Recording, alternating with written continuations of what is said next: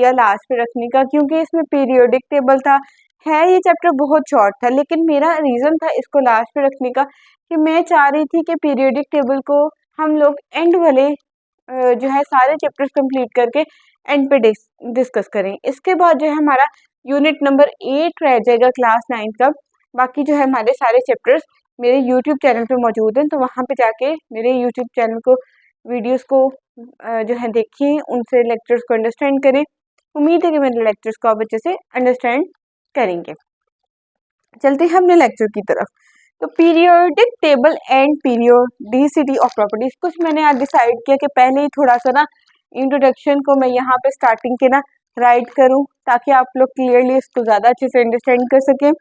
Introduction के अंदर 19th century के अंदर chemist devoted much of their efforts in attempts to arrange elements in a systematic manner. 19वीं सदी में बहुत सारे केमिस्ट थे जिन्होंने जो है बहुत कोशिश की, बहुत अंत तक मेहनत की कि वो किसी ना किसी तरह एलिमेंट्स को पीरियोडिक टेबल में उनकी अरेंजमेंट्स कर सके। These efforts resulted in discovery of periodic law. Aahista Aahista जब ये एफर्ट्स के उनकी जो अंत तक कोशिश थी वो करते गए केमिस्ट, तो फिर वो उन्होंने एक पीरियोडिक लॉ को जो है तरतीब दिया। On the basis of this law, इस लॉ के मुताबिक एलिमेंट्स, तब उस टाइम पे पता था कि ये एलिमेंट्स हैं और ये फलाने एलिमेंट्स हैं, तो उनको अरेंज किया गया टेबल की फॉर्म में। अब जो एलिमेंट्स थे उनको एक टेबल की फॉर्म में अरेंज किया, तो उस अरेंजमेंट को उन्होंने नाम दे दिया पीरियोडिक टेबल का। On the significant features of this table was that it predicted the properties of those elements which are not even discovered at the time. The vertical columns of the table were called groups, horizontal rows were called periods. कह रहे इसका मतलब सिर्फ इतना था कि periodic table का बनाने का मकसद ये था, ऐसे एलिमेंट्स जो उस टाइम पे अभी मालूम नहीं थे, तो उसकी प्रिडिक्शन करना, उनके बारे में पेशेंट इंक्वायरी करना कि उन एलिमेंट्स की प्रॉपर्टीज भी कुछ इनकी तरह मिलती जुलती होगी या इनसे थोड़ी सी डिफरेंट होगी। तो जो हॉरिजॉन्टल लाइंस थी पीरियोडिक टेबल की, जो हॉरिजॉन्टल लाइंस थी उसको नाम दे दिएगा पीरियड्स का, और जो वर्टिकल कॉलम्स थे 1 2 3 4 और इस तरह 18 वर्टिकल कॉलम्स थे उसको ग्रुप्स का नाम दे दिया गया, और जो हॉरिजॉन्टल लाइंस थी ऐसे लंबे रूप की उसको पीरियड्स का नाम दे देगा। ठीक है। Periodic table which is discovered of the periodic table, vertical columns थे उसको ग्रुप्स का नाम दे दिया गया, और जो हॉरिजॉन्टल लाइंस थी ऐसे लंबे रूप की उसको पीरियड्स का नाम दे देगा। ठीक है। Periodic table, which is discovered of the periodic table, the study of individual properties of the known elements is reduced to study of a few groups. कह रहे इसने जो है पीरियोडिक टेबल की डिस्कवरी, उसकी स्टडी ने हर एलिमेंट की properties को जो है हमें पढ़ने में आसान कर दिया पीरियोडिक टेबल में। सबसे पहले डोबेरियर-स्ट्रेट, यहाँ पे जैसे मैंने राइट किया है डोबेरियर-स्ट्रेट, ये एक जर्मन केमिस्ट थे। ठीक है। जर्मन केमिस्ट थे डोबेरियर्स ऑब्जर्व्ड, उन्होंने रिलेशनशिप ताल्लुक बताया एटॉमिक मैसेस का मुख्तलिफ ग्रुप्स के, हर 3 एलिमेंट्स के। ठीक है। जिसको उन्होंने ट्रेड्स का नाम दे दिया, और इन्हीं के नाम के आगे डोबेरियर्स ट्रेड्स लग गया और उन्होंने उसको ट्रेड्स का नाम दिया। उन्होंने एटॉमिक मैसेस बताए। ठीक है। बहुत सारे ग्रुप्स के, सेवरल ग्रुप्स यानी कि मुख्तलिफ ग्रुप्स के हर 3 एलिमेंट के उन्होंने एटॉमिक मैसेस बताए। In this group, in groups के अंदर जो सेंट्रल या मिडल यानी कि एक ये एलिमेंट और ये एक एलिमेंट, और इन एलिमेंट के ये दरमियान वाला एलिमेंट, इन एलिमेंट के ये दरमियान वाला जो एलिमेंट है उसका उन्होंने एटॉमिक मैस एवरेज बताया। उन दो साइडों वाले, ये साइडों वाले 2 एलिमेंट्स की मदद से जो दरमियान वाला एलिमेंट है उसका एटॉमिक मैस एवरेज उन्होंने बताया। वन ट्रेड ग्रुप एग्जांपल, एक एग्जांपल कैल्शियम, कैल्शियम का बताया 40। ठीक है। एटॉमिक मैस स्ट्रोंटियम 88 उसका एटॉमिक मैस, और बेरियम 137। जो एटॉमिक मैस थे स्ट्रोंटियम के, ये एवरेज थी कैल्शियम और बेरियम की एवरेज जो निकली थी वो स्ट्रोंटियम का एटॉमिक मास था। Only a few elements could be arranged in this way. This classification did not get quite accepted. इसके मुताबिक डॉर्बियर स्ट्रिंग जो था इसकी इस तरह की अरेंजमेंट्स के मुताबिक कुछ ही एलिमेंट्स इस तरह से अरेंज किए गए, फिर बाकी के जो एलिमेंट्स थे वो इस तरह से टेबल में अरेंज हो ही नहीं रहे थे। तो इसकी जो है थ्योरी को इतना जो है एक्सेप्टेबल नहीं माना गया। फिर आ गया जी मेंडल्स ऑक्टेव्स। ये 1864 में ब्रिटिश केमिस्ट थे न्यूलैंड जिसने लॉ ऑफ ऑक्टेव पेश किया था, but his work could not get success. इसके भी काम को सक्सेस नहीं मिली। ठीक है, इसने कहा था कि हर जो है ये 8वें एलिमेंट के बाद जो 9वां एलिमेंट है उसकी प्रॉपर्टीज मिलती हैं 8वें एलिमेंट से। ये देखिए, ये मतलब टोटल 8 एलिमेंट्स है। इन 8 एलिमेंट्स के बाद जो 9 वाला एलिमेंट है ना उसकी प्रॉपर्टीज मिलती हैं प्रीवियस 8वें एलिमेंट से। इसके बाद फिर 8 एलिमेंट्स, उसके बाद जो अगला 9th वाला एलिमेंट है उसकी फिर 8 वाले से प्रॉपर्टीज मिलती हैं। इन 8 एलिमेंट्स के बाद जो 9 वाला एलिमेंट है ना उसकी प्रॉपर्टीज मिलती हैं प्रीवियस 8वें एलिमेंट से। इसके बाद फिर 8 एलिमेंट्स, उसके बाद जो अगला 9th वाला एलिमेंट है उसकी फिर 8 वाले से प्रॉपर्टीज मिलती हैं। तो उसने सोचा हर 8 एलिमेंट को हम अरेंज, उसके बाद 9th वाला जो है उसको हम अरेंज कर सकते हैं। उनके जैसे जैसे एटॉमिक मास बढ़ता जाएगा वैसे वैसे हम इसकी अरेंजमेंट कर सकते हैं। लेकिन फिर इसकी जो थ्योरी है उसके मुताबिक पीरियोडिक टेबल में कोई स्पेस नहीं बचनी थी, कोई जगह नहीं बचनी थी, जिसकी वजह से इसके भी काम को एक्सेप्टेंस नहीं मिली। अब बात आती है मेंडल्स पीरियोडिक टेबल। जनाब जी ये एक रशियन केमिस्ट थे और एक इन्वेंटर थे, कुछ ना कुछ इजाद करने वाली चीज से। He was the creator first version of periodic table of elements. इसने ही यही थे जिन्होंने पीरियोडिक टेबल के एलिमेंट्स की क्रिएशन को बताया टेबल की मदद से। ठीक है, और रशियन केमिस्ट मेंडल्स, ठीक है, Mendel's periodic table, Russian chemist थे Mendel's.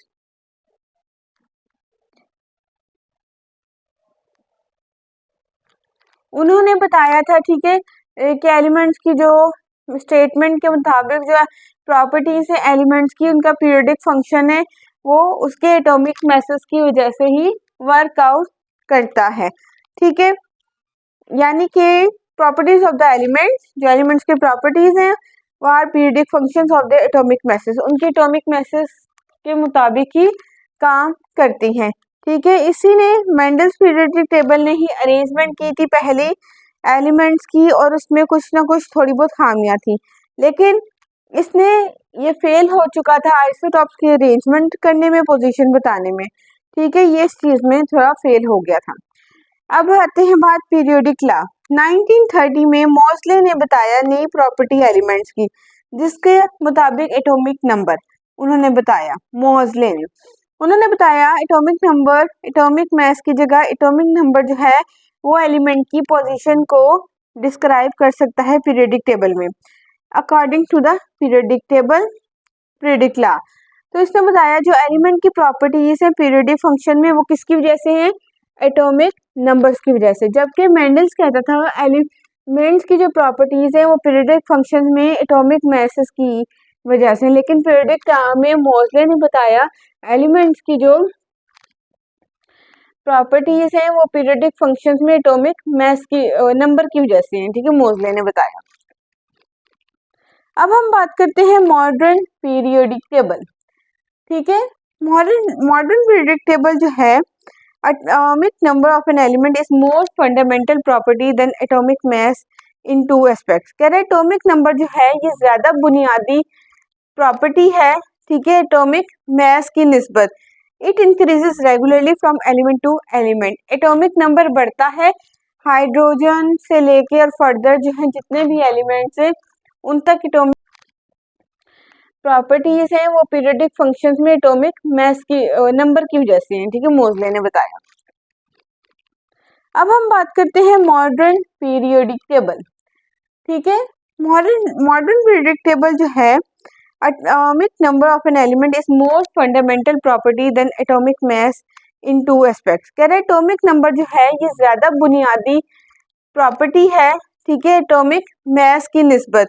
It increases regularly from element to element. Atomic number बढ़ता है हाइड्रोजन से लेके और फर्दर जो है जितने भी एलिमेंट्स हैं उन तक एटॉमिक नंबर बढ़ेगा, और हर एलिमेंट की फिक्स्ड जो है वो नंबर फिक्स्ड नंबर है। तो एटॉमिक नंबर जो एलिमेंट का 1930 में उसमें मेंडल्स पीरियोडिक लॉ में कुछ ना कुछ चेंज आया, ठीक है। मॉडर्न पीरियोडिक टेबल बना arrangement of elements according to the increasing atomic number.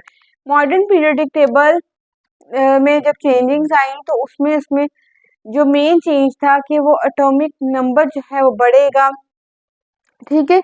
Elements तभी अरेंज होंगे जैसे जैसे एटॉमिक नंबर बढ़ेगा लेफ्ट से राइट में, यानी कि हॉरिजॉन्टली फॉर्म में। तो फिर इन्होंने ये भी बताया कि ऑब्जर्व किया कि हर 8 एलिमेंट के बाद जो 9th वाला एलिमेंट है, यानी कि हर एक एलिमेंट के बाद 9th वाला एलिमेंट है, उसकी खसूसियात, उसकी प्रॉपर्टीज वो सेम है 8 वाले एलिमेंट से मिलती जुलती है, उसके बिल्कुल सेम है, ठीक है। इसमें ये बताया।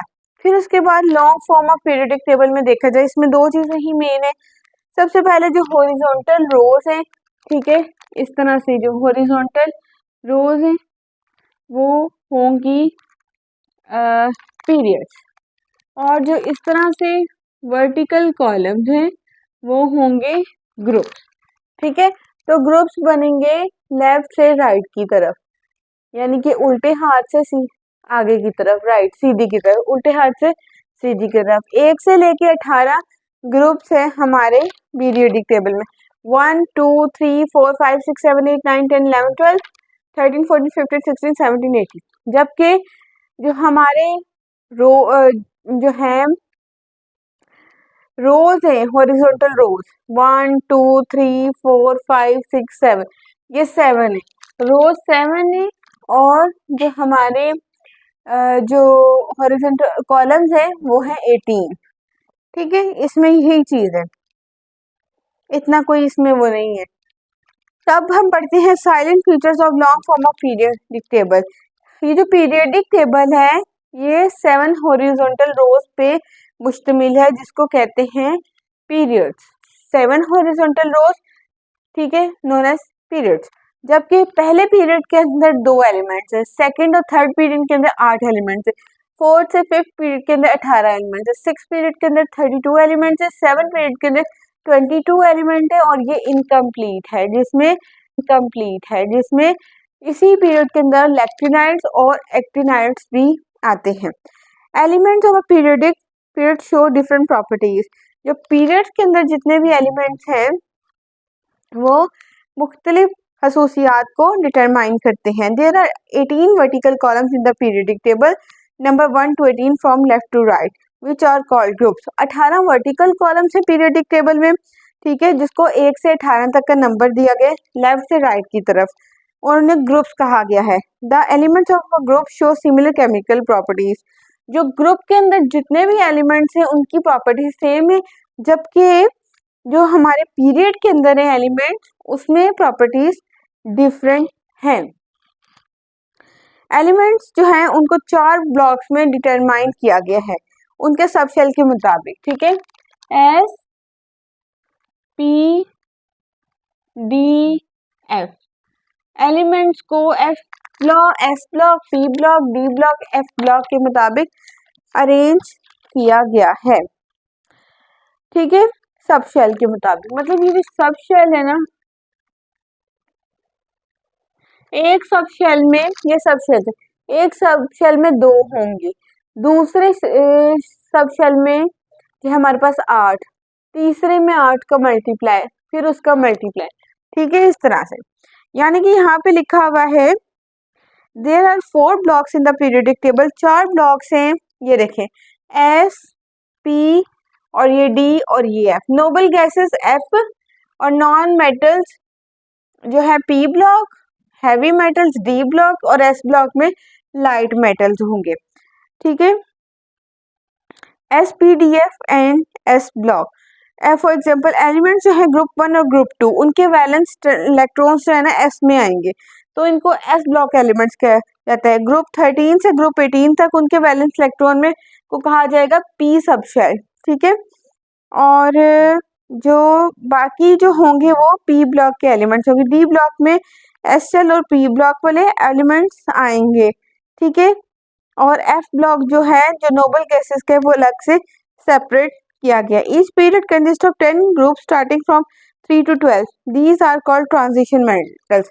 ये जो कह रहे हैं ये 3 से 12 तक है ना, इसको नाम दिया गया है ट्रांजिशन मेटल्स का, ठीक है। ये मेटल्स है और उसका नाम दिया गया है ट्रांजिशन मेटल्स का, ठीक है। ग्रुप 3 to 12 वाले जो है ना, इसके जितने भी एलिमेंट्स, इनको नाम दिया गया ट्रांजिशन मेटल्स।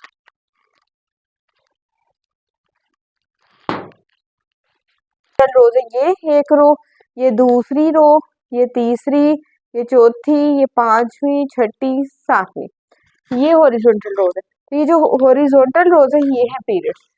पहले जो रो है फर्स्ट पीरियड, ये है शॉर्ट पीरियड क्योंकि इसके अंदर दो एलिमेंट्स है, हाइड्रोजन और हीलियम।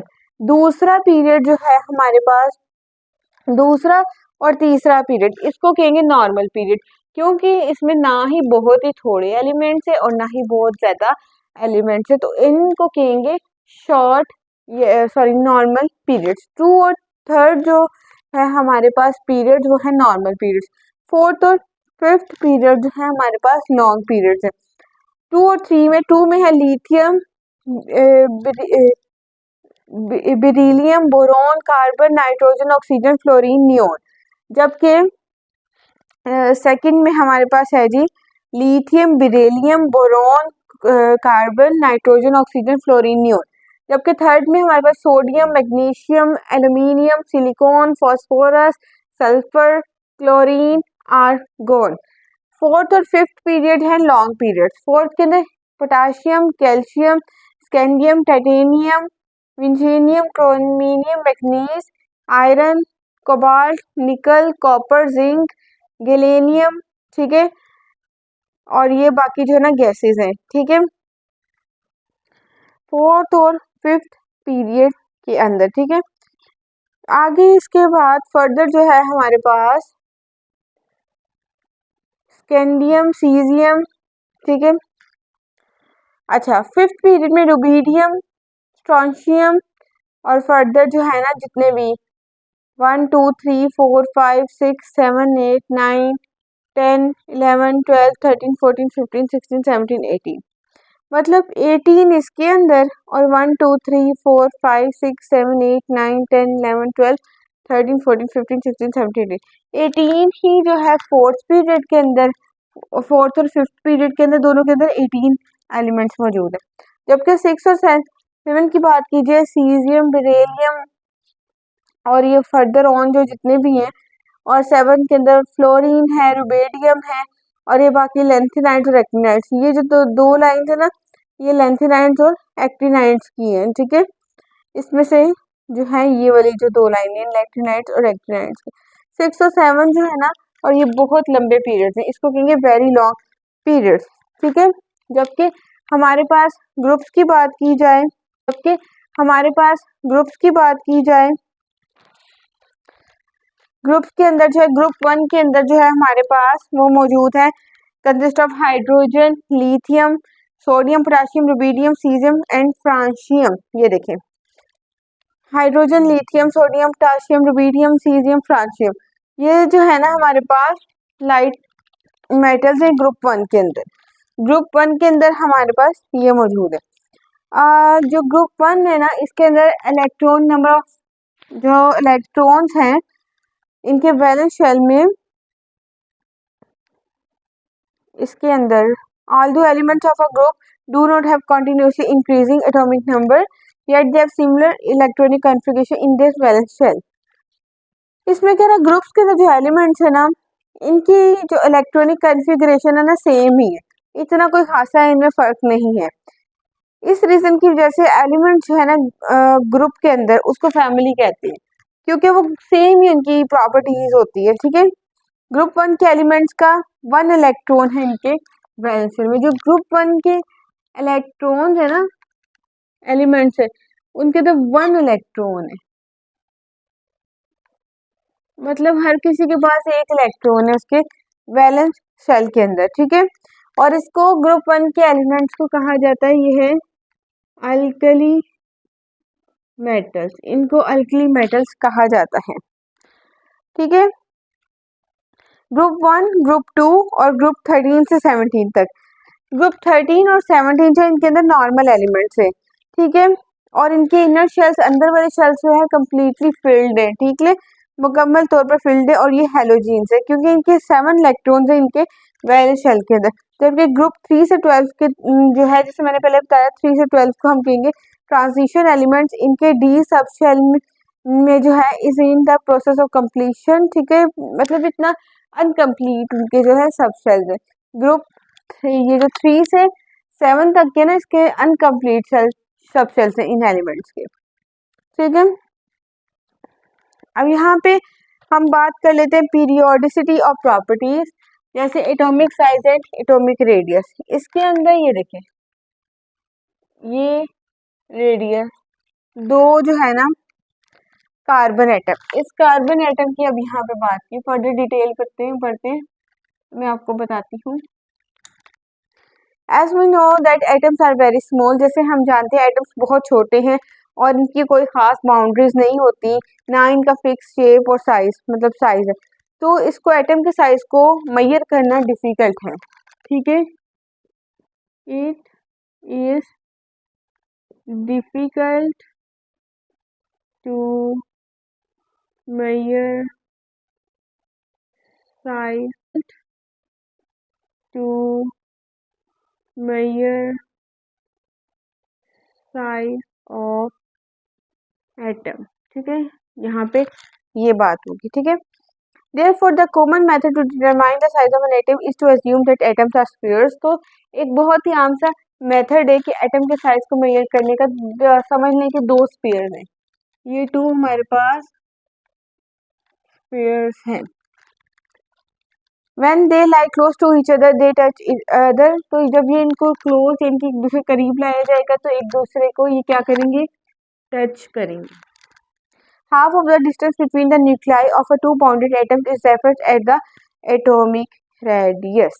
यानी कि हाफ ऑफ द डिस्टेंस, जो हाफ ऑफ द डिस्टेंस है ना between the atoms, between the nuclei of two bonded atoms is referred, इसको एटॉमिक रेडियस कहते हैं। Half of distance of distance between two nuclei of the bonded atoms, इसको जो कहेंगे ना एटॉमिक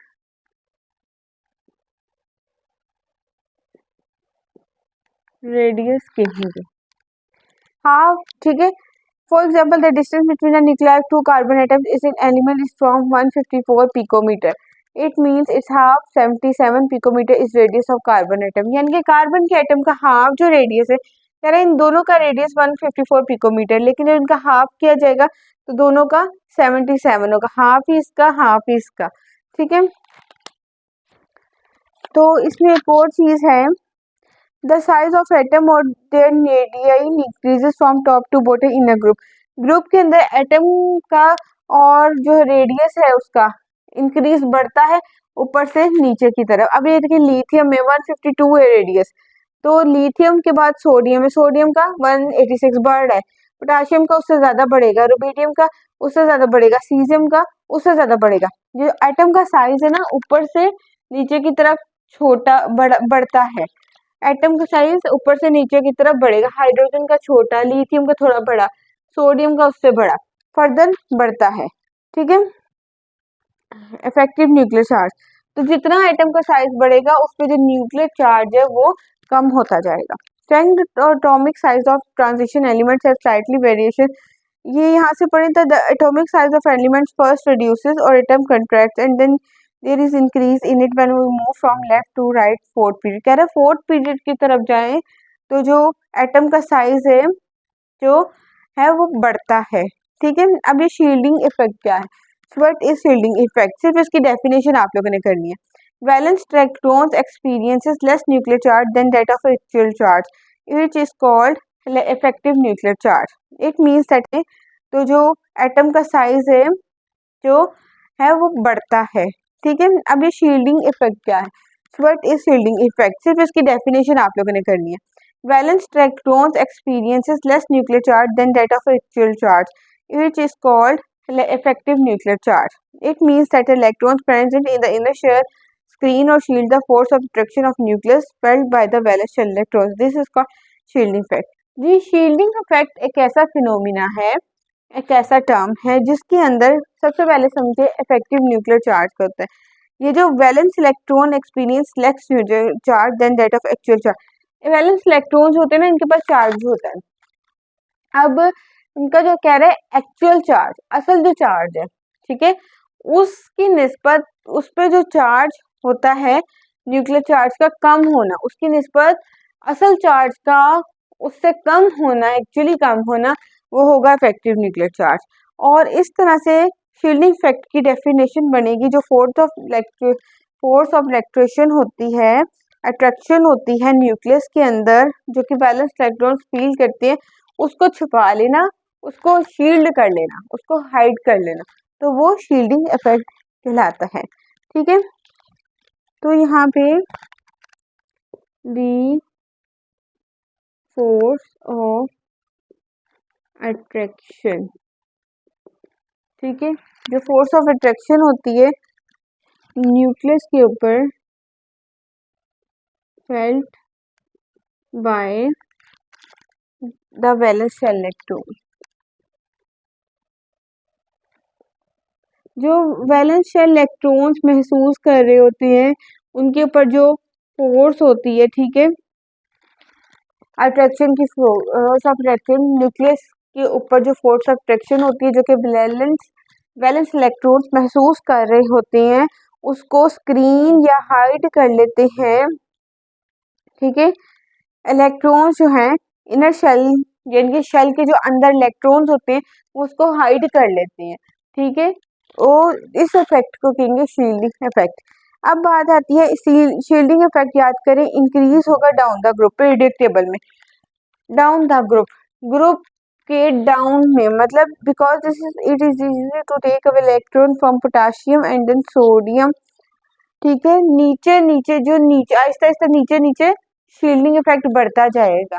मतलब शील्डिंग इफेक्ट क्या होगा, बढ़ता जाएगा जैसे जैसे हम ग्रुप है ना, ग्रुप ऐसे हैं वर्टिकल कॉलम, यहाँ से शील्ड इफेक्ट इसके ज्यादा होगा, इससे इसका ज्यादा होगा, इसका ज्यादा होगा, इसका ज्यादा, इसका कम, उसकी निस्बत बाकी सबको ज्यादा होता चला जाएगा शील्डिंग इफेक्ट। पीरियड्स के अंदर यानी कि हॉरिजॉन्टल रूट वर्टिकल कॉलम, यहाँ से शील्ड इफेक्ट इसके ज्यादा होगा, इससे इसका ज्यादा होगा, इसका ज्यादा होगा, इसका ज्यादा, इसका कम, उसकी निस्बत बाकी सबको ज्यादा होता चला जाएगा शील्डिंग इफेक्ट। पीरियड्स के अंदर यानी कि हॉरिजॉन्टल रूट्स के अंदर, पीरियड्स के अंदर शील्डिंग इफेक्ट सेम रहेगा। आयनाइजेशन एनर्जी, अब बात करते हैं आयनाइजेशन एनर्जी। ऐसी एनर्जी, ठीक है, अमाउंट होती है एनर्जी की जो कि रिमूव करती है, उसका काम है कि रिमूव कर देना लूज बाउंडेड एटम्स को शेल में से, वैलेंस शेल में से। अब ये देखिए, ये हमारा वैलेंस शेल है, ठीक है, मैं कहती हूँ इसके अंदर एक और है। अब जो इसके अंदर है ना, पहले वाले में मैं कहती हूँ 2 है, ठीक है, दूसरे में मैं कहती हूँ 4 है। ठीक है, 4 इलेक्ट्रॉन्स, पहले वाले में 2 और दूसरे वाले में 4। अब इससे लेने किसी भी एलिमेंट ने इससे इलेक्ट्रॉन लेना है, इससे जब वो इलेक्ट्रॉन लेगा ना, जब एक दफा इलेक्ट्रॉन लेगा तो वो होगा लूज बाउंड, यानी कि वो लूजली बाउंड होगा। जब एक दफा उसने इलेक्ट्रॉन ले लिया तो वो लूजली बाउंड है, उस पर कोई भी जो है ना वो नहीं है, आसानी से वो ले सकता है। ठीक है, तो इस सूरत हाल में जो आयोनाइजेशन एनर्जी इस्तेमाल होती है कि वो एक इलेक्ट्रॉन अपना दूसरे एलिमेंट, एक एलिमेंट दूसरे एलिमेंट को अपना एक इलेक्ट्रॉन बासानी दे दे, उस दौरान जो एनर्जी चाहिए होती है, रिक्वायर्ड होती है, उसको आयोनाइजेशन एनर्जी कहते हैं। ठीक है। जब हम लेफ्ट से राइट की तरफ पीरियड के अंदर जाते हैं, आयनाइजेशन एनर्जी बढ़ती है। लेफ्ट से ये लेफ्ट में और लेफ्ट से राइट पे जाएंगे, आयनाइजेशन एनर्जी बढ़ेगी। ठीक है, जैसे जैसे जाते जाएंगे ज्यादा बढ़ती जाएगी, क्योंकि एटम का साइज कम होता है। इलेक्ट्रॉन्स जो है, एटम आहिस्ता आहिस्ता अपने इलेक्ट्रॉन्स बड़ी जल्दी से अपने अंदर काबू में कर लेते हैं। और जब काबू में, जितने ज्यादा काबू में इलेक्ट्रॉन्स अपनी तरफ उसको करेंगे, उतना ही ज्यादा मुश्किल होगा इलेक्ट्रॉन को बाहर किसी एलिमेंट को देना। ठीक है। अब जब ग्रुप के डाउन की तरफ, नीचे की तरफ जाएं वैलेंस शेल में, तो as we move down the group, more and more shell lie between the valence shell and the nucleus of the atom. These additional shells reduce the electrostatic force felt by electrons present in the outermost shell. जो valence electrons can be taken away easily. कहता है जितना ज्यादा अगर आप group के नीचे चले जाएं तो एलिमेंट्स की जो है बड़े हैं, मतलब उनके साइज बड़े हैं। उनके साइज बड़े की वजह से उसमें इलेक्ट्रॉन्स भी ज्यादा है। अब साइज बड़ा है एटम के अंदर, यानी कि हॉरिजॉन्टल रूल्स के अंदर, पीरियड्स के अंदर शील्डिंग इफेक्ट सेम रहेगा।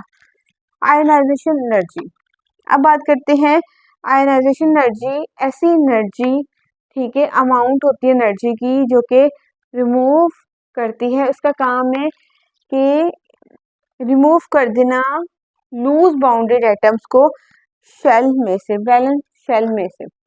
अब ये देखिए, ये हमारा वैलेंस शेल है।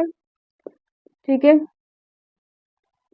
मैं कहती हूँ इसके अंदर एक और है।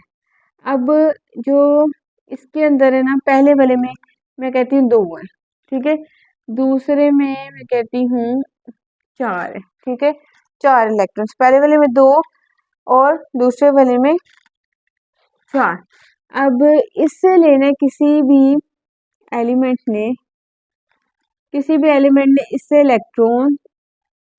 इलेक्ट्रॉन लेना है। इससे जब वो इलेक्ट्रॉन लेगा ना, जब एक दफा इलेक्ट्रॉन लेगा तो वो होगा लूज बाउंड, यानी कि वो लूजली बाउंड होगा। जब एक दफा उसने इलेक्ट्रॉन ले लिया तो वो लूजली बाउंड है, उस पर कोई भी जो है ना वो नहीं है, आसानी से वो ले सकता है। ठीक है, तो इस सूरत हाल में जो आयोनाइजेशन एनर्जी इस्तेमाल होती है कि वो एक इलेक्ट्रॉन अपना दूसरे एक एलिमेंट दूसरे एलिमेंट को अपना एक इलेक्ट्रॉन बआसानी दे दे, उस दौरान जो एनर्जी चाहिए होती है, रिक्वायर्ड होती है, उसको आयनाइजेशन एनर्जी कहते हैं। ठीक है, जब हम लेफ्ट से राइट की तरफ पीरियड के अंदर जाते हैं, आयनाइजेशन एनर्जी बढ़ती है। लेफ्ट से ये लेफ्ट में और लेफ्ट से राइट पे जाएंगे, आयनाइजेशन एनर्जी बढ़ेगी। ठीक है, जैसे जैसे जाते जाएंगे ज्यादा बढ़ती जाएगी, क्योंकि एटम का साइज कम होता है। इलेक्ट्रॉन्स जो है, एटम आहिस्ता आहिस्ता अपने इलेक्ट्रॉन्स बड़ी जल्दी से अपने अंदर काबू में कर लेते हैं। और जब काबू में, जितने ज्यादा काबू में इलेक्ट्रॉन्स अपनी तरफ उसको करेंगे, उतना ही ज्यादा मुश्किल होगा इलेक्ट्रॉन को बाहर किसी एलिमेंट को देना। ठीक है, अब जब ग्रुप के डाउन की तरफ, नीचे की तरफ जाएं वैलेंस शेल में, तो as we move down the group, more and more shell lie between the valence shell and the nucleus of the atom. These additional shells reduce the electrostatic force felt by electrons present in the outermost shell. जो valence electrons can be taken away easily.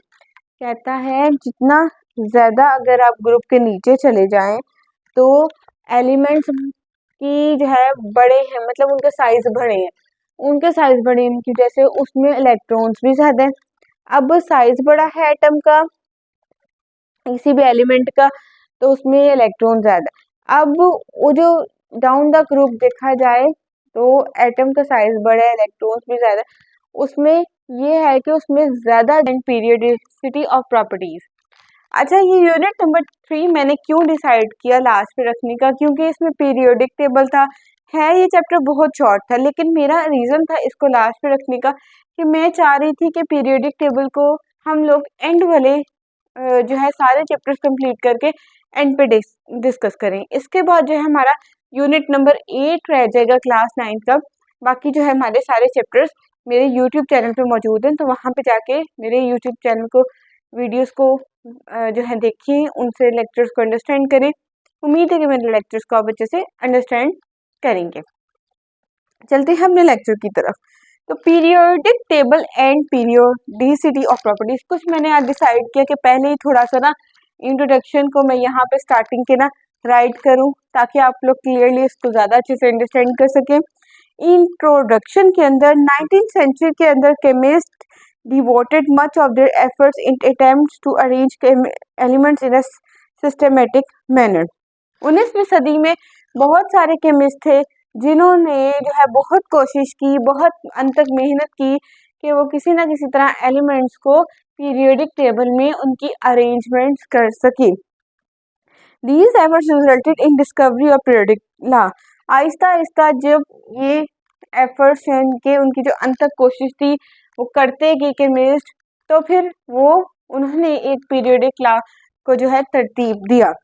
On the basis of this law, इस law के मुताबिक elements, तब उस time पे पता था कि ये एलिमेंट्स हैं और ये फलाने एलिमेंट्स हैं, तो उनको अरेंज किया गया टेबल की फॉर्म में। अब जो एलिमेंट्स थे उनको एक टेबल की फॉर्म में अरेंज किया, तो उस अरेंजमेंट को उन्होंने नाम दे दिया पीरियोडिक टेबल का। On the significant features of this table was that it predicted the properties of those elements which are not even discovered at the time. The vertical columns of the table were called groups, horizontal rows were called periods. कह रहे इसका मतलब सिर्फ इतना था कि periodic table का बनाने का मकसद ये था, ऐसे एलिमेंट्स जो उस टाइम पे अभी मालूम नहीं थे, तो उसकी प्रिडिक्शन करना, उनके बारे में पेशेंट इंक्वायरी करना कि उन एलिमेंट्स की प्रॉपर्टीज भी कुछ इनकी तरह मिलती जुलती होगी या इनसे थोड़ी सी डिफरेंट होगी। तो जो हॉरिजॉन्टल लाइंस थी पीरियोडिक टेबल की, जो हॉरिजॉन्टल लाइंस थी उसको नाम दे दिएगा पीरियड्स का, और जो वर्टिकल कॉलम्स थे 1 2 3 4 और इस तरह 18 वर्टिकल कॉलम्स थे उसको ग्रुप्स का नाम दे दिया गया, और जो वर्टिकल हॉरिजॉन्टल लाइंस थी ऐसे लंबे रूप की, उसको पीरियड्स का नाम दे देगा। ठीक है। Periodic table which is discovered of the periodic table, vertical columns थे उसको ग्रुप्स का नाम दे दिया गया, और जो हॉरिजॉन्टल लाइंस थी ऐसे लंबे रूप की, उसको पीरियड्स का नाम दे देगा। ठीक है। Periodic table, which is discovered of the periodic table, the study of individual properties of the known elements is reduced to study of a few groups. कह रहे इसने जो है पीरियोडिक टेबल की डिस्कवरी, उसकी स्टडी ने हर एलिमेंट की properties को जो है हमें पढ़ने में आसान कर दिया पीरियोडिक टेबल में। सबसे पहले डोबेरियर-स्ट्रेट, यहाँ पे जैसे मैंने राइट किया हुआ डोबेरियर-स्ट्रेट, ये एक जर्मन केमिस्ट थे। ठीक है। जर्मन केमिस्ट थे डोबेरियर्स ऑब्जर्व्ड, उन्होंने रिलेशनशिप ताल्लुक बताया एटॉमिक मैसेस का मुख्तलिफ ग्रुप्स के, हर 3 एलिमेंट्स के। ठीक है। जिसको उन्होंने ट्रेड्स का नाम दे दिया, और इन्हीं के नाम के आगे डोबेरियर्स ट्रेड्स लग गया और उन्होंने उसको ट्रेड्स का नाम दिया। उन्होंने एटॉमिक मैसेस बताए। ठीक है। बहुत सारे ग्रुप्स के, सेवरल ग्रुप्स यानी कि मुख्तलिफ ग्रुप्स के हर 3 एलिमेंट के उन्होंने एटॉमिक मैसेस बताए। In this group, in groups के अंदर जो सेंट्रल या मिडल यानी कि एक ये एलिमेंट और ये एक एलिमेंट, और इन एलिमेंट के ये दरमियान वाला एलिमेंट, इन एलिमेंट के ये दरमियान वाला जो एलिमेंट है उसका उन्होंने एटॉमिक मैस एवरेज बताया। उन दो साइडों वाले, ये साइडों वाले 2 एलिमेंट्स की मदद से जो दरमियान वाला एलिमेंट है उसका एटॉमिक मैस एवरेज उन्होंने बताया। वन ट्रेड ग्रुप एग्जांपल, एक एग्जांपल कैल्शियम, कैल्शियम का बताया 40। ठीक है। एटॉमिक मैस स्ट्रोंटियम 88 उसका एटॉमिक मैस, और बेरियम 137। जो एटॉमिक मैस थे स्ट्रोंटियम के, ये एवरेज थी कैल्शियम और बेरियम की एवरेज जो निकली थी वो स्ट्रोंटियम का एटॉमिक मैस था। Only a few elements could be arranged in this way. This classification did not get wide acceptance. इसके मुताबिक डोबेरियर-स्ट्रेट जो था, इसकी इस तरह के अरेंजमेंट्स के मुताबिक कुछ ही एलिमेंट्स इस तरह से अरेंज किए गए, फिर बाकी के जो एलिमेंट्स थे वो इस तरह से टेबल में अरेंज हो ही नहीं रहे थे, तो इसकी जो है थ्योरी को इतना जो है एक्सेप्टेबल नहीं माना गया। फिर आ गया जी मेंडल्स ऑक्टेव्स। ये 1864 में ब्रिटिश केमिस्ट थे न्यूलैंड, जिसने लॉ ऑफ ऑक्टेव पेश किया था, but his work could not get success. इसके भी काम को सक्सेस नहीं मिली। ठीक है, इसने कहा था कि हर जो है ये 8वें एलिमेंट के बाद जो 9वां एलिमेंट है उसकी प्रॉपर्टीज मिलती हैं 8वें एलिमेंट से। ये देखिए, ये मतलब टोटल 8 एलिमेंट्स है। इन 8 एलिमेंट्स के बाद जो 9 वाला एलिमेंट है ना, उसकी प्रॉपर्टीज मिलती हैं प्रीवियस 8वें एलिमेंट से। इसके बाद फिर 8 एलिमेंट्स, उसके बाद जो अगला 9th वाला एलिमेंट है उसकी फिर 8 वाले से प्रॉपर्टीज मिलती हैं। इन 8 एलिमेंट्स के बाद जो 9 वाला एलिमेंट है ना, उसकी प्रॉपर्टीज मिलती हैं प्रीवियस 8वें एलिमेंट से। इसके बाद फिर 8 एलिमेंट्स, उसके बाद जो अगला 9th वाला एलिमेंट है उसकी फिर 8 वाले से प्रॉपर्टीज मिलती हैं। तो उसने सोचा हर 8 एलिमेंट को हम अरेंज, उसके बाद 9th वाला जो है उसको हम अरेंज कर सकते हैं। उनके जैसे जैसे एटॉमिक मास बढ़ता जाएगा वैसे वैसे हम इसकी अरेंजमेंट कर सकते हैं। लेकिन फिर इसकी जो थ्योरी है उसके मुताबिक पीरियोडिक टेबल में कोई स्पेस नहीं बचनी थी, कोई जगह नहीं बचनी थी, जिसकी वजह से इसके भी काम को एक्सेप्टेंस नहीं मिली। अब बात आती है मेंडल्स पीरियोडिक टेबल। जनाब जी, एक रशियन केमिस्ट थे और एक इन्वेंटर थे, कुछ ना कुछ इजाद करने वाली चीज से। He was the creator first version of periodic table of elements. इसने ही यही थे जिन्होंने पीरियोडिक टेबल के एलिमेंट्स की क्रिएशन को बताया टेबल की मदद से। ठीक है, और रशियन केमिस्ट मेंडल्स, ठीक है, Mendel's periodic table, Russian chemist थे मेंडल्स।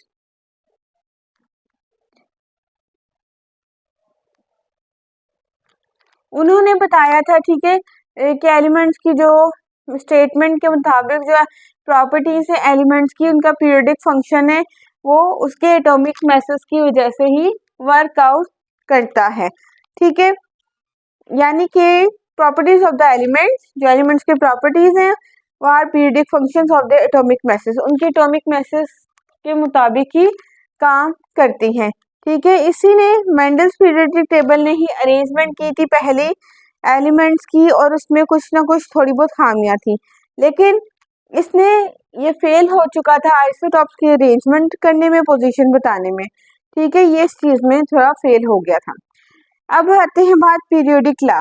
1930 में मॉसले ने बताया नई प्रॉपर्टी एलिमेंट्स की, जिसके मुताबिक एटॉमिक नंबर उन्होंने बताया, मॉसले ने उन्होंने बताया एटॉमिक नंबर, एटॉमिक मास की जगह एटॉमिक नंबर जो है वो एलिमेंट की पोजीशन को डिस्क्राइब कर सकता है पीरियोडिक टेबल में, according to the periodic table, periodic law. तो इसने बताया जो एलिमेंट की प्रॉपर्टीज है पीरियोडिक फंक्शन में वो किसकी वजह से है, एटॉमिक नंबर्स की वजह से। जबकि मेंडल्स कहता था एलिमेंट्स की जो प्रॉपर्टीज है वो पीरियोडिक फंक्शन में एटॉमिक मैसेज की वजह से, लेकिन पीरियोडिक लॉ में मॉसले ने बताया एलिमेंट्स की जो प्रॉपर्टीज हैं वो पीरियोडिक फंक्शंस में एटॉमिक मास की नंबर की वजह से हैं। ठीक है, मॉसले ने बताया। अब हम बात करते हैं मॉडर्न पीरियोडिक टेबल। ठीक है, मॉडर्न पीरियोडिक टेबल जो है, atomic number of an element is more fundamental property than atomic mass in two aspects। कह रहे एटॉमिक नंबर जो है ये ज्यादा बुनियादी प्रॉपर्टी है, ठीक है, एटॉमिक मास की निस्बत। It increases regularly from element to element. Atomic number बढ़ता है हाइड्रोजन से लेके और फर्दर जो है जितने भी एलिमेंट्स हैं उन तक एटॉमिक प्रॉपर्टीज हैं वो पीरियोडिक फंक्शंस में एटॉमिक मास की नंबर की वजह से हैं। ठीक है, मॉसले ने बताया। अब हम बात करते हैं मॉडर्न पीरियोडिक टेबल। ठीक है, मॉडर्न पीरियोडिक टेबल जो है, atomic number of an element is more fundamental property than atomic mass in two aspects. कह रहे एटॉमिक नंबर जो है ये ज्यादा बुनियादी प्रॉपर्टी है, ठीक है, एटॉमिक मास की निस्बत। It increases regularly from element to element. Atomic number बढ़ता है हाइड्रोजन से लेके और फर्दर जो है जितने भी एलिमेंट्स हैं उन तक एटॉमिक नंबर बढ़ेगा, और हर एलिमेंट की फिक्स्ड जो है वो नंबर फिक्स्ड नंबर है। तो एटॉमिक नंबर जो है एलिमेंट का 1930 में उसमें मेंडल्स पीरियोडिक लॉ में कुछ ना कुछ चेंज आया। ठीक है, मॉडर्न पीरियोडिक टेबल बना arrangement of elements according to the increasing atomic number. Modern periodic table में जब चेंजिंग्स आई तो उसमें जो मेन चेंज था कि वो एटॉमिक नंबर जो है वो बढ़ेगा। ठीक है, एलिमेंट्स तभी अरेंज होंगे जैसे जैसे एटॉमिक नंबर बढ़ेगा लेफ्ट से राइट में, यानी कि हॉरिजॉन्टली फॉर्म में। तो फिर इन्होंने ये भी बताया कि ऑब्जर्व किया कि हर 8 एलिमेंट के बाद जो 9th वाला एलिमेंट है, यानी कि हर एक एलिमेंट के बाद 9th वाला एलिमेंट है, उसकी खसूसियात, उसकी प्रॉपर्टीज वो सेम है 8 वाले एलिमेंट से मिलती जुलती है, उसके बिल्कुल सेम है। ठीक है, इसमें ये बताया। फिर उसके बाद long form of periodic table में देखा जाए, इसमें दो चीजें ही मेन है। सबसे पहले जो हॉरिजॉन्टल रोज है, ठीक है, इस तरह से जो हॉरिजॉन्टल रोज है वो होंगी पीरियड्स, और जो इस तरह से वर्टिकल कॉलम्स हैं वो होंगे ग्रुप्स। ठीक है, तो ग्रुप्स बनेंगे लेफ्ट से राइट की तरफ, यानी कि उल्टे हाथ से आगे की तरफ, राइट सीधी की तरफ, उल्टे हाथ से सीधी की तरफ। 1 से लेके 18 ग्रुप्स है हमारे पीरियोडिक टेबल में। 1 2 3 4 5 6 7 8 9 10 11 12 13 14 15 16 17 18। जबकि जो हमारे रो जो है रोज है, हॉरिजॉन्टल रोज 1 2 3 4 5 6 7, ये 7 है, रोज 7 है। और जो हमारे जो हॉरिजॉन्टल कॉलम्स है वो है 18। ठीक है, इसमें यही चीज है, इतना कोई इसमें वो नहीं है। तब हम पढ़ते हैं salient features of long form of periodic table. ये जो पीरियोडिक टेबल है ये 7 हॉरिजॉन्टल रोज पे मुश्तमिल है, जिसको कहते हैं पीरियड्स। 7 हॉरिजॉन्टल रोज, ठीक है, नोन एज पीरियड्स। जबकि पहले पीरियड के अंदर 2 एलिमेंट्स है, सेकंड और थर्ड पीरियड के अंदर 8 एलिमेंट्स है, फोर्थ से फिफ्थ पीरियड के अंदर 18 एलिमेंट्स है, सिक्स पीरियड के अंदर 32 एलिमेंट्स है, सेवन पीरियड के अंदर 22 एलिमेंट है, और ये इनकम्प्लीट है जिसमें इसी पीरियड के अंदर लेक्टिनाइड्स और एक्टिनाइड्स भी आते हैं। Elements of a period show different properties. जो पीरियड के अंदर जितने भी एलिमेंट्स हैं वो मुख्तलिफ खसूसियात को डिटरमाइन करते हैं। There are 18 vertical columns in the periodic table number 1 to 18 from left to right which are called groups. 18 vertical columns है पीरियोडिक टेबल में, ठीक है, जिसको 1 से 18 तक का नंबर दिया गया लेफ्ट से राइट की तरफ, और उन्हें ग्रुप्स कहा गया है। The elements of a group show similar chemical properties. जो ग्रुप के अंदर जितने भी एलिमेंट्स हैं उनकी प्रॉपर्टी सेम है, जबकि जो हमारे पीरियड के अंदर है एलिमेंट उसमें प्रॉपर्टीज डिफरेंट हैं। एलिमेंट्स जो हैं उनको 4 ब्लॉक्स में डिटरमाइन किया गया है उनके सब शेल के मुताबिक। ठीक है, S P D F. Elements को S block, P block, D block, F block के मुताबिक अरेंज किया गया है। ठीक है, सब शेल के मुताबिक, मतलब ये जो सब शेल है ना, एक सब शेल में ये सब शेल है, एक सब शेल में 2 होंगे, दूसरे सब शेल में ये हमारे पास 8, तीसरे में 8 का मल्टीप्लाई, फिर उसका मल्टीप्लाई। ठीक है, इस तरह से, यानी कि यहाँ पे लिखा हुआ है there are 4 blocks in the periodic table. 4 blocks हैं, ये देखें, एस पी और ये डी और ये एफ। नोबल गैसेस एफ, और नॉन मेटल्स जो है P block, heavy metals D block, और एस ब्लॉक में लाइट मेटल्स होंगे। ठीक है, S P D F and S block. For example elements जो है ग्रुप 1 और ग्रुप 2 उनके वैलेंस इलेक्ट्रॉन्स जो है ना एस में आएंगे, तो इनको एस ब्लॉक एलिमेंट्स कहा जाता है। ग्रुप 13 से ग्रुप 18 तक उनके वैलेंस इलेक्ट्रॉन में को कहा जाएगा पी सब शेल। ठीक है, और जो बाकी जो होंगे वो पी ब्लॉक के एलिमेंट्स होंगे। डी ब्लॉक में एस शेल और पी ब्लॉक वाले एलिमेंट्स आएंगे। ठीक है, और एफ ब्लॉक जो है जो नोबल गैसेस के वो अलग से सेपरेट किया गया। Each period consist of 10 group starting from 3 to 12। These are called transition metals. ये जो कह रहे हैं ये 3 से 12 तक है ना, इसको नाम दिया गया है ट्रांजिशन मेटल्स का। ठीक है, ये मेटल्स है और उसका नाम दिया गया ट्रांजिशन मेटल्स का। ठीक है, ग्रुप 3 to 12 वाले जो है ना, इसके जितने भी एलिमेंट्स, इनको नाम दिया गया ट्रांजिशन मेटल्स।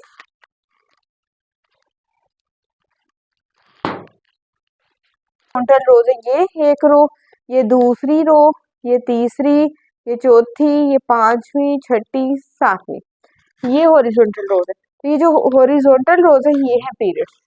पहले जो रो है फर्स्ट पीरियड, ये है शॉर्ट पीरियड क्योंकि इसके अंदर दो एलिमेंट्स है, हाइड्रोजन और हीलियम। दूसरा पीरियड जो है हमारे पास, दूसरा और तीसरा पीरियड, इसको कहेंगे नॉर्मल पीरियड क्योंकि इसमें ना ही बहुत ही थोड़े एलिमेंट्स है और ना ही बहुत ज्यादा एलिमेंट्स है, तो इनको कहेंगे शॉर्ट, सॉरी नॉर्मल पीरियड्स। 2 और 3 जो है हमारे पास पीरियड वो है नॉर्मल पीरियड्स। 4th और 5th पीरियड जो है हमारे पास लॉन्ग पीरियड्स है। 2 और 3 में, 2 में है lithium, beryllium, boron, carbon, nitrogen, oxygen, fluorine, neon. जबकि सेकंड में हमारे पास है जी lithium, beryllium, boron, carbon, nitrogen, oxygen, fluorine, neon. जबकि थर्ड में हमारे पास sodium, magnesium, aluminium, silicon, phosphorus, sulphur, chlorine, argon. 4th और 5th पीरियड है लॉन्ग पीरियड। 4th के अंदर potassium, calcium, scandium, titanium, vanadium, chromium, manganese, iron, cobalt, nickel, copper, zinc, gallium. ठीक है, और ये बाकी जो है ना गैसेस हैं। ठीक है, 4th और 5th पीरियड के अंदर। ठीक है, आगे इसके बाद फर्दर जो है हमारे पास स्कैंडियम, सीजियम। ठीक है, अच्छा 5th पीरियड में रुबीडियम, स्ट्रोंशियम और फर्दर जो है ना जितने भी 1 2 3 4 5 6 7 8 9 10 11 12 13 14 15 16 17 18, मतलब 18 इसके अंदर और 1 2 3 4 5 6 7 8 9 10 11 12 13 14 15 16 17 18 ही जो है 4th पीरियड के अंदर, 4th और 5th पीरियड के अंदर दोनों के अंदर 18 एलिमेंट्स मौजूद है। जबकि 6 और 7 की बात कीजिए, सीजियम, बेरिलियम और ये फर्दर ऑन जो जितने भी हैं, और 7 के अंदर फ्लोरीन है, रुबेडियम है और ये बाकी लेंथेनाइड्स और एक्टिनाइड्स। ये जो दो लाइन्स है ना, ये लेंथेनाइड्स और एक्टिनाइड्स की हैं। ठीक है, इसमें से जो है ये वाली जो दो लाइन है लेंथेनाइड्स और एक्टिनाइड्स की। 6 और 7 जो है ना, और ये बहुत लंबे पीरियड्स हैं, इसको कहेंगे वेरी लॉन्ग पीरियड्स।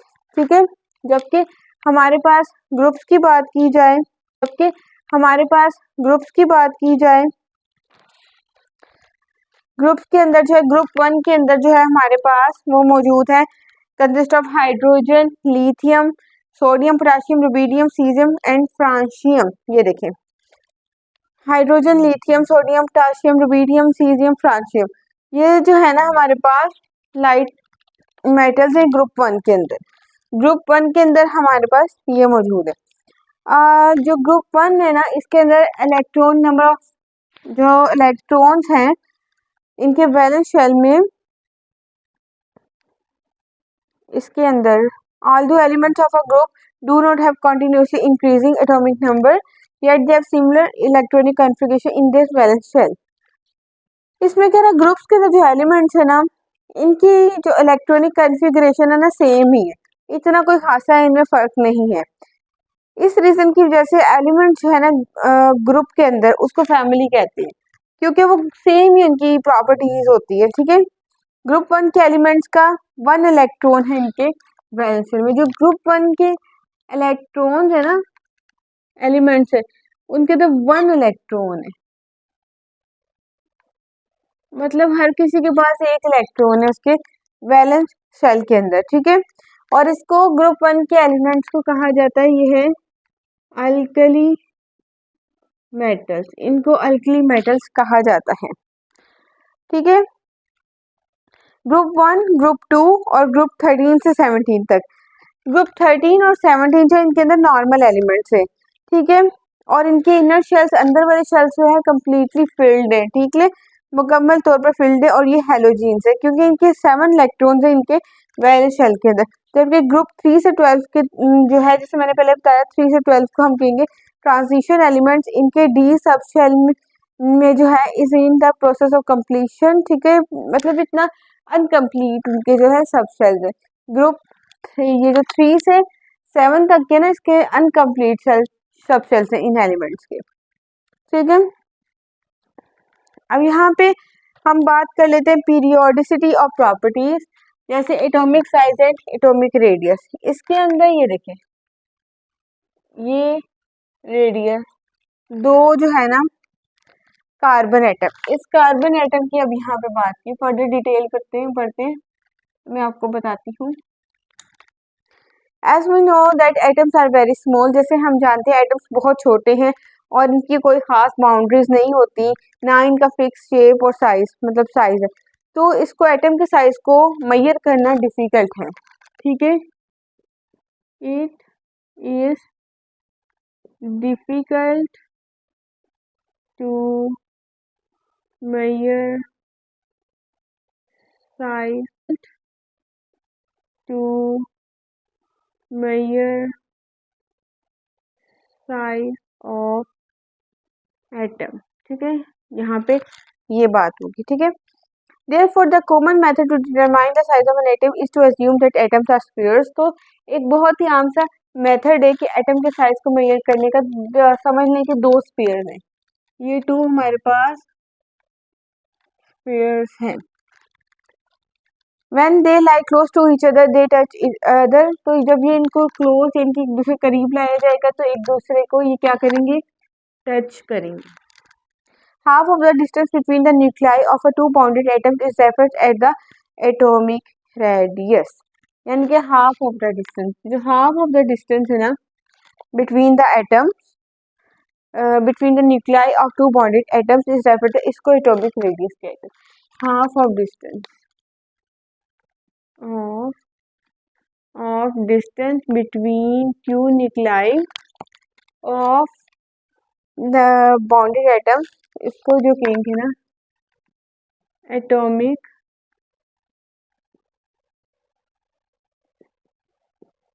रेडियस कहेंगे, हाफ, ठीक है। For example the distance between the nuclear two carbon atoms is in element is from 154 picometer, it means it's half 77 picometer is radius of carbon atom. यानी कि carbon के atom का half जो radius है, कह रहे हैं इन दोनों का रेडियस 154 पिकोमीटर, लेकिन जब इनका हाफ किया जाएगा तो दोनों का 77 होगा, हाफ ही इसका हाफ ही इसका, ठीक है। तो इसमें एक और चीज है, द साइज ऑफ एटम और their radius increases from top to bottom in a group. Group के अंदर एटम का और जो रेडियस है उसका इंक्रीज बढ़ता है ऊपर से नीचे की तरफ। अब ये देखिए लिथियम में 152 है रेडियस, तो लिथियम के बाद सोडियम है, सोडियम का 186 बढ़ रहा है, पोटाशियम का उससे ज्यादा बढ़ेगा, रुबिडियम का उससे ज्यादा बढ़ेगा, सीजियम का उससे ज्यादा बढ़ेगा। जो एटम का साइज है ना ऊपर से नीचे की तरफ छोटा बढ़ता है, एटम का साइज ऊपर से नीचे की तरफ बढ़ेगा, हाइड्रोजन का छोटा, लिथियम का थोड़ा बड़ा, सोडियम का उससे बड़ा, फर्दर बढ़ता है, ठीक है। इफेक्टिव न्यूक्लियर चार्ज, तो जितना एटम का साइज बढ़ेगा उस पे जो न्यूक्लियर चार्ज है वो कम होता जाएगा। स्ट्रेंथ और atomic size of transition elements have slightly variation, ये यहाँ से पढ़ें तो the atomic size of elements first reduces और atom contracts and then there is increase in it when we move from left to right fourth period. कह रहे fourth period की तरफ जाएं तो जो एटम का साइज है जो है वो बढ़ता है, ठीक है। अब ये शील्डिंग इफेक्ट क्या है, व्हाट इज शील्डिंग इफेक्ट, सिर्फ इसकी डेफिनेशन आप लोगों ने करनी है।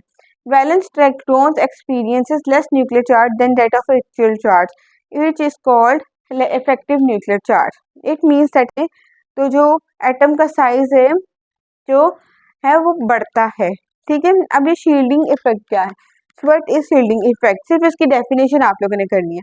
Valence electrons experiences less nuclear charge than that of actual charge, which is called effective nuclear charge।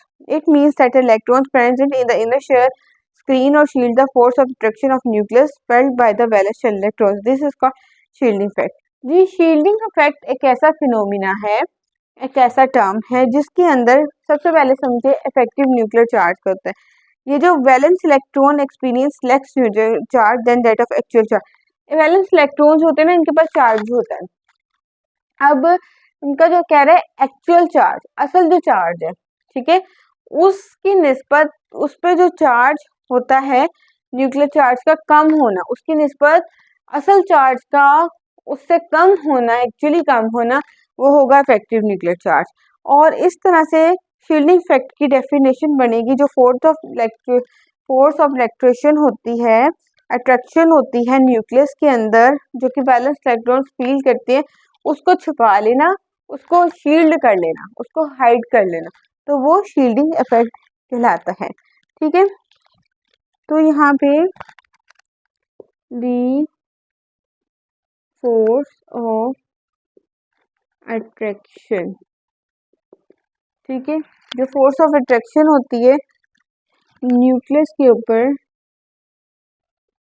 Felt by the valence shell electron, जो वैलेंस शेल इलेक्ट्रॉन्स महसूस कर रहे होते हैं उनके ऊपर जो फोर्स होती है, ठीक है, अट्रैक्शन की फोर्स ऑफ अट्रैक्शन, न्यूक्लियस के ऊपर जो फोर्स ऑफ अट्रैक्शन होती है जो कि वैलेंस इलेक्ट्रॉन्स महसूस कर रहे होते हैं, उसको स्क्रीन या हाइड कर लेते हैं। ठीक है, इलेक्ट्रॉन्स जो हैं इनर शेल, यानी कि शेल के जो अंदर इलेक्ट्रॉन्स होते हैं उसको हाइड कर लेते हैं। ठीक है, और इस इफेक्ट को कहेंगे शील्डिंग इफेक्ट। अब बात आती है शील्डिंग इफेक्ट, याद करें, इंक्रीज होगा down the group periodic table में। डाउन द ग्रुप के डाउन में, मतलब because this is it is easy to take away electron from potassium and then sodium. ठीक है, नीचे नीचे जो नीचे आहिस्ता आहिस्ता नीचे नीचे शील्डिंग इफेक्ट बढ़ता जाएगा। मतलब शील्डिंग इफेक्ट क्या होगा, बढ़ता जाएगा जैसे जैसे हम ग्रुप है ना, ग्रुप ऐसे हैं वर्टिकल कॉलम, यहाँ से शील्डिंग इफेक्ट इसके ज्यादा होगा, इससे इसका ज्यादा होगा, इसका ज्यादा होगा, इसका ज्यादा, इसका कम, उसकी निस्बत बाकी सबको ज्यादा होता चला जाएगा शील्डिंग इफेक्ट। पीरियड्स के अंदर, यानी कि हॉरिजॉन्टल रूट वर्टिकल कॉलम, यहाँ से शील्डिंग इफेक्ट इसके ज्यादा होगा, इससे इसका ज्यादा होगा, इसका ज्यादा होगा, इसका ज्यादा, इसका कम, उसकी निस्बत बाकी सबको ज्यादा होता चला जाएगा शील्डिंग इफेक्ट। पीरियड्स के अंदर, यानी कि हॉरिजॉन्टल रूट्स के अंदर, पीरियड्स के अंदर शील्डिंग इफेक्ट सेम रहेगा। आयनाइजेशन एनर्जी, अब बात करते हैं आयनाइजेशन एनर्जी। ऐसी एनर्जी, ठीक है, अमाउंट होती है एनर्जी की जो कि रिमूव करती है, उसका काम है कि रिमूव कर देना लूज बाउंडेड एटम्स को शेल में से, वैलेंस शेल में से। अब ये देखिए, ये हमारा वैलेंस शेल है, ठीक है, मैं कहती हूँ इसके अंदर एक और है। अब जो इसके अंदर है ना, पहले वाले में मैं कहती हूँ 2 है, ठीक है, दूसरे में मैं कहती हूँ 4 है, ठीक है, 4 इलेक्ट्रॉन्स, पहले वाले में 2 और दूसरे वाले में 4। अब इससे लेने किसी भी एलिमेंट ने इससे इलेक्ट्रॉन लेना है, इससे जब वो इलेक्ट्रॉन लेगा ना, जब एक दफा इलेक्ट्रॉन लेगा तो वो होगा लूज बाउंड, यानी कि वो लूजली बाउंड होगा। जब एक दफा उसने इलेक्ट्रॉन ले लिया तो वो लूजली बाउंड है, उस पर कोई भी जो है ना वो नहीं है, आसानी से वो ले सकता है। ठीक है, तो इस सूरत हाल में जो आयोनाइजेशन एनर्जी इस्तेमाल होती है कि वो एक इलेक्ट्रॉन अपना दूसरे एक एलिमेंट दूसरे एलिमेंट को अपना एक इलेक्ट्रॉन बआसानी दे दे, उस दौरान जो एनर्जी चाहिए होती है, रिक्वायर्ड होती है, उसको आयोनाइजेशन एनर्जी कहते हैं। ठीक है, जब हम लेफ्ट से राइट की तरफ पीरियड के अंदर जाते हैं, आयोनाइजेशन एनर्जी बढ़ती है, लेफ्ट से ये लेफ्ट में और लेफ्ट से राइट पे जाएंगे, आयोनाइजेशन एनर्जी बढ़ेगी। ठीक है, जैसे जैसे जाते जाएंगे ज्यादा बढ़ती जाएगी, क्योंकि एटम का साइज कम होता है, इलेक्ट्रॉन्स जो है, एटम आहिस्ता आहिस्ता अपने इलेक्ट्रॉन्स बड़ी जल्दी से अपने अंदर काबू में कर लेते हैं, और जब काबू में जितने ज़्यादा काबू में इलेक्ट्रॉन्स अपनी तरफ उसको करेंगे, उतना ही ज़्यादा मुश्किल होगा इलेक्ट्रॉन को बाहर किसी एलिमेंट को देना। ठीक है, अब जब ग्रुप के डाउन की तरफ नीचे की तरफ जाएं वैलेंस शेल में, तो as we move down the group, more and more shell lie between the valence shell and the nucleus of the atom. These additional shells reduce the electrostatic force felt by electrons present in the outermost shell. जो valence electrons can be taken away easily. कहता है जितना ज़्यादा अगर आप group के नीचे चले जाएं तो एलिमेंट्स की जो है बड़े हैं, मतलब उनके साइज बड़े हैं, उनके साइज बड़े की वजह से उसमें इलेक्ट्रॉन्स भी ज़्यादा हैं। अब साइज बड़ा है एटम के अंदर, यानी कि हॉरिजॉन्टल रूल्स के अंदर, पीरियड्स के अंदर शील्डिंग इफेक्ट सेम रहेगा। आयनाइजेशन एनर्जी, अब बात करते हैं आयनाइजेशन एनर्जी। ऐसी एनर्जी, ठीक है, अमाउंट होती है एनर्जी की जो कि रिमूव करती है, उसका काम है कि रिमूव कर देना लूज बाउंडेड एटम्स को शेल में से, वैलेंस शेल में से। अब ये देखिए, ये हमारा वैलेंस शेल है, ठीक है। मैं कहती हूँ इसके अंदर एक और है। अब जो इसके अंदर है ना, पहले वाले में मैं कहती हूँ 2 है, ठीक है। दूसरे में मैं कहती हूँ 4 है, ठीक है। 4 इलेक्ट्रॉन्स, पहले वाले में 2 और दूसरे वाले में 4। अब इससे लेने किसी भी एलिमेंट ने इससे इलेक्ट्रॉन लेना है। इससे जब वो इलेक्ट्रॉन लेगा ना, जब एक दफा इलेक्ट्रॉन लेगा तो वो होगा लूज बाउंड, यानी कि वो लूजली बाउंड होगा। जब एक दफा उसने इलेक्ट्रॉन ले लिया तो वो लूजली बाउंड है, उस पर कोई भी जो है ना वो नहीं है, आसानी से वो ले सकता है, ठीक है। तो इस सूरत हाल में जो आयोनाइजेशन एनर्जी इस्तेमाल होती है कि वो एक इलेक्ट्रॉन अपना एक एलिमेंट दूसरे एलिमेंट को अपना एक इलेक्ट्रॉन बआसानी दे दे, उस दौरान जो एनर्जी चाहिए होती है, रिक्वायर्ड होती है, उसको आयोनाइजेशन एनर्जी कहते हैं, ठीक है। जब हम लेफ्ट से राइट की तरफ पीरियड के अंदर जाते हैं, आयोनाइजेशन एनर्जी बढ़ती है। लेफ्ट से ये लेफ्ट पे और लेफ्ट से राइट पे जाएंगे, आयोनाइजेशन एनर्जी बढ़ेगी, ठीक है। जैसे जैसे जाते जाएंगे ज्यादा बढ़ती जाएगी, क्योंकि एटम का साइज कम होता है।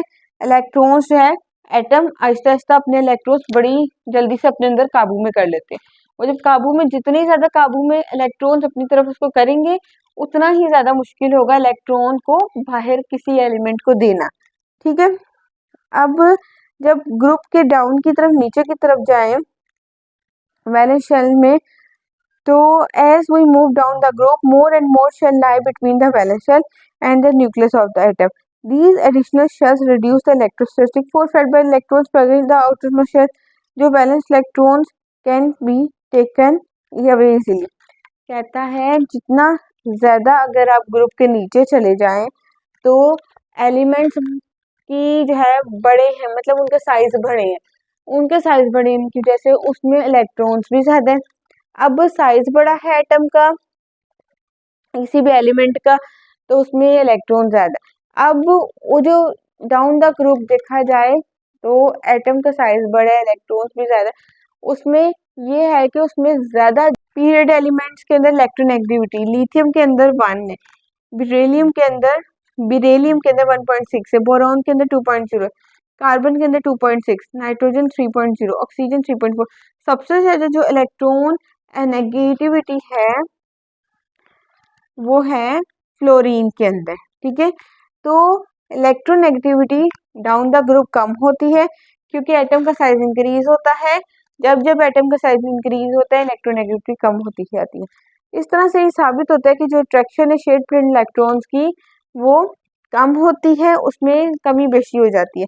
इलेक्ट्रोनेगेटिविटी जो है ग्रुप 17 हेलोजेंस के अंदर देखा जाए तो फ्लोरीन, क्लोरीन, ब्रोमीन, ठीक है, उनके अंदर जो है हमारे पास 4 है। क्लोरीन के अंदर 3, बोरॉन के अंदर 3.0 और आयोडीन के अंदर 2.4। सबसे ज्यादा जो कम है ना इलेक्ट्रॉन नेगेटिविटी वो आयोडीन में, सबसे ज्यादा फ्लोरीन के अंदर। ये एमसीक्यूज आ जाता है, सबसे ज्यादा कम किसके अंदर है, आयोडीन के अंदर। सबसे ज्यादा किसके अंदर है, फ्लोरीन के अंदर, इलेक्ट्रोनेगेटिविटी। अच्छा जी, जो हमारा क्लास 9th का लेक्चर है केमिस्ट्री का, unit number 3, periodicity and its properties, ठीक है, periodic table and periodicity of periodic table, ठीक है। तो ये आज हमारा कंप्लीट होता है फुली, जो है शॉर्ट लेक्चर था। इसमें छोटी छोटी डेफिनेशंस थी, कॉन्सेप्ट्स थे पीरियोडिक टेबल के अकॉर्डिंग। पीरियोडिक टेबल था। अच्छा, पीरियोडिक टेबल के सारे मैं नेम्स नहीं प्रोनाउंस कर सकी। अच्छा, इसका रीजन ये भी है कि लेंथेनाइड्स एक्टिनाइड्स सीरीज है, ठीक है, उसमें ये भी है कि इतनी फर्दर जो है मैं नेम्स है प्रोनाउंस करके आपको बताती।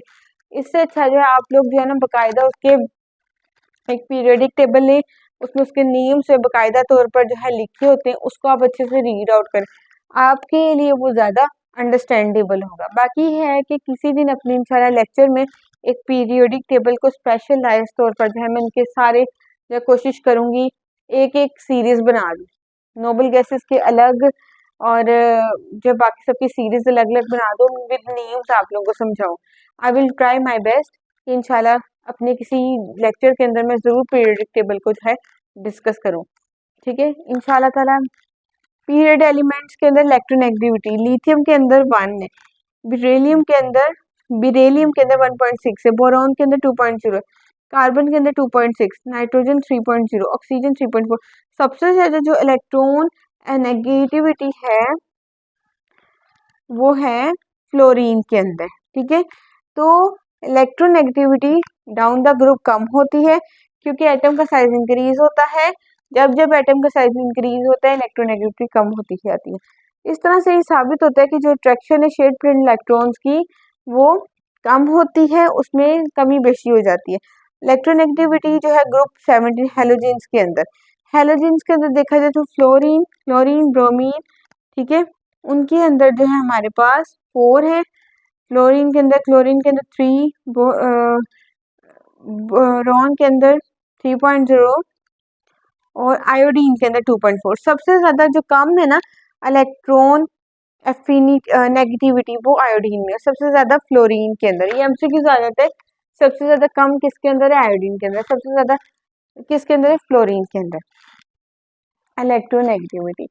अच्छा जी, जो हमारा क्लास 9th का लेक्चर है केमिस्ट्री का, unit number 3, periodicity and its properties, ठीक है, periodic table and periodicity of periodic table, ठीक है। तो ये आज हमारा कंप्लीट होता है फुली, जो है शॉर्ट लेक्चर था। इसमें छोटी छोटी डेफिनेशंस थी, कॉन्सेप्ट्स थे पीरियोडिक टेबल के अकॉर्डिंग। पीरियोडिक टेबल था। अच्छा, पीरियोडिक टेबल के सारे मैं नेम्स नहीं प्रोनाउंस कर सकी। अच्छा, इसका रीजन ये भी है कि लेंथेनाइड्स एक्टिनाइड्स सीरीज है, ठीक है, उसमें ये भी है कि इतनी फर्दर जो है मैं नेम्स है प्रोनाउंस करके आपको बताती।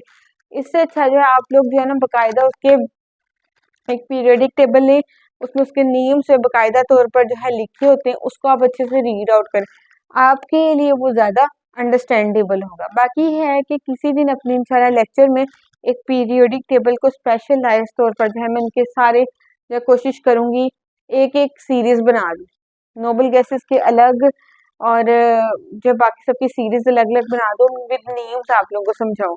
I will try my best कि इंशाल्लाह अपने किसी लेक्चर के अंदर मैं ज़रूर पीरियोडिक टेबल को जो है डिस्कस करूँ, ठीक है, इंशाल्लाह ताला। जो है मुझे उम्मीद है कि आप लोग इस लेक्चर को अच्छी तरह से समझ चुके होंगे और अंडरस्टैंड कर चुके होंगे, मेरी एक एक बात आप तक जो है वो क्लियरली पहुंच चुकी होगी। तो जी, क्लास 9th का हमारा जो लेक्चर था ये कंप्लीट हो चुका है, ये चैप्टर एंड हो चुका है। तो इंशाल्लाह मिलते हैं हमें नेक्स्ट लेक्चर में एक न्यू वीडियो के साथ, अपने एक नए चैप्टर के अंदर जो है वो हम देखेंगे न्यू चीज़ें, और फिर क्लास 9th को जो है हम वाइंड अप करेंगे।